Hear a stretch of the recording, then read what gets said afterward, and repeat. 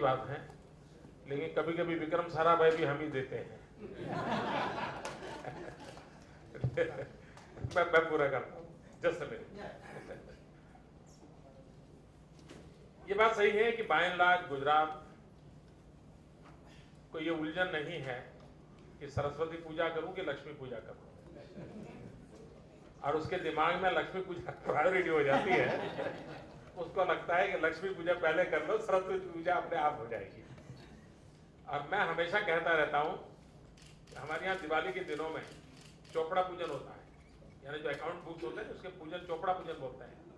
मैं कहता हूं चोपड़ा पूजन बहुत किया, चोपड़ी पूजन करो, यानी किताब की पूजा करो। मैं कहता रहता हूं, और ये बात सही है कि सिर्फ लक्ष्मी से कुछ होना नहीं है, बिना सरस्वती आई लक्ष्मी कभी भी लौट जा सकती है।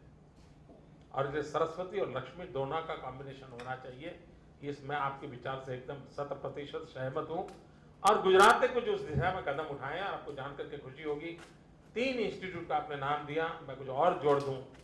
जब 2001 में मैंने दायित्व लिया था, तब मेरे राज्य में 11 यूनिवर्सिटीज थी। आज मेरे राज्य में 42 यूनिवर्सिटीज हैं। और यूनिवर्सिटी कहने को यूनिवर्सिटी ऐसा नहीं, जैसे हमारे यहाँ नेशनल लॉ यूनिवर्सिटी आज देश की टॉप यूनिवर्सिटी में उसने अपनी जगह बना ली है। गुजरात ने पहली बार दुनिया में, we are first in the world, forensic science university बनाई है। जिस प्रकार से इकोनॉमिक ऑफेंस बढ़ रहे हैं और ग्लोबली उसका रूप ले लिया है, उस स्थिति में फॉरेंसिक साइंस यूनिवर्सिटी का अपना एक रोल है। We are first in the world. और इंटरपोल के साथ हम काम कर रहे हैं, हम कनाडा के साथ काम कर रहे हैं, इजराइल के साथ काम कर रहे हैं। They are leading in the security world, उनके साथ हम काम कर रहे हैं। तो आज हमारी world class forensic science university काम कर रही है। मित्रों, आम डेमोग्राफिक बेनिफिट की हम बात करते हैं। हम 65% पॉपुलेशन बिलो 35 है। भारत युवा है, सबसे युवा दुनिया में है। इस युवा की शक्ति का उपयोग क्या होगा? हमारी सोच है कि पूरे विश्व को मोर देन 15 मिलियन टीचर्स की जरूरत है। पूरे विश्व को बेस्ट क्वालिटी टीचर्स। यहां भी बैठे हुए किसी को भी पूछो कि आपके जीवन की सबसे पहली एक अगर इच्छा है तो क्या है, तो कहता है मेरे बच्चों की अच्छी शिक्षा। बंगला, गाड़ी सब बाद में आता है। पहली प्रायोरिटी हर मां बाप की है अपने बेटे की उत्तम शिक्षा।